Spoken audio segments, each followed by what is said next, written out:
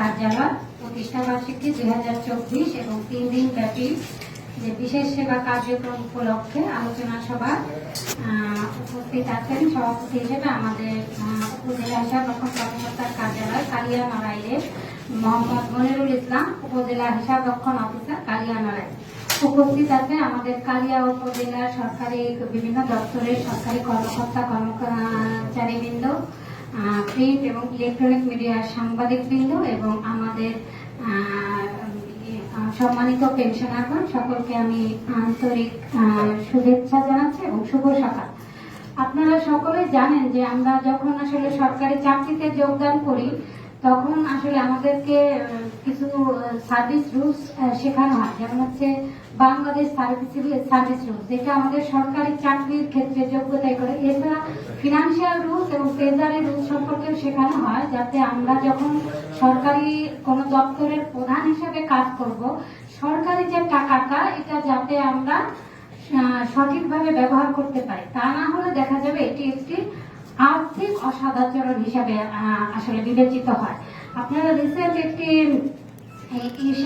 পত্রিকায় দেখবেন, গতদিন আইএমইডি সচিব স্যার বলেছেন যে আইএমইডির অনেক কর্মকর্তায় সরকারি গাড়ি ব্যবহার করেন, আবার ভ্রমণ বিলও তুলছেন। এটা কিন্তু আসলে সঠিক না, কারণ আমি যদি সরকারি গাড়ি ব্যবহার করি তাহলে আমি আর ভ্রমণ বিল তুলতে পারবো না।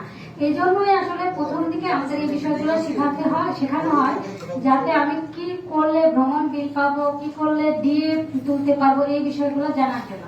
আমি যখন সরকারি চাকরিতে যোগদান করেছি, অনেকেরই হয়তো মনে থাকবে যে আমরা যখন বেতন বিল করতাম, প্রথম বেতন বিল সেটা অনেক কষ্টের ছিল, কারণ করতে হইতো এজি অফিসে যাবে, এজি অফিস থেকে আসবে, তারপরে বেতন ব্যাংকে ঢুকবে, ব্যাংকে যে আবার খবর নাও যে টাকাটা ব্যাংকে গিয়েছে কিনা। কিন্তু এখন কিন্তু আসলে এই ধরনের কোনো জটিলতা নাই, কারণ আমি পে ফিক্সেশনও অনলাইনে করতে পারি এবং আমার মাস গেলে আমার টাকাটা ইএফটির মাধ্যমে আপনার ব্যাংকে চলে যাচ্ছে। এবং আপনি চাইলে যদি ব্যাংক অনলাইন ব্যাংকিং থাকে, আপনি কিন্তু ঘরে বসে জানতে পারেন যে আপনি আসলে আপনার ব্যাংকের অ্যাকাউন্টে টাকা গিয়েছে কিনা। আমাদের মাননীয় প্রধানমন্ত্রী যে স্মার্ট বাংলাদেশ গঠনের যে প্রত্যয় ব্যক্ত করেছে এবং সাথে সাথে সার্ভিস ডিজিটালাইজেশন করার জন্য যে ঘোষণা দিয়েছিলেন, এটি আমার কাছে মনে হয়েছে যে আমরা অনেক সার্ভিস ডিজিটালাইজ করেছি। তার মধ্যে এই যে আইবাস বা ইএফটির মধ্যে মাধ্যমে আমরা যে টাকাটা পাচ্ছি, এটা একটি গুরুত্বপূর্ণ এবং অভাবনীয় সাফল্য, কারণ এটার মাধ্যমে আমরা নিজেরা তো মানে কত মানুষ যে উপকৃত হচ্ছে এটা কিন্তু কোনো ইয়ত্তা নেই।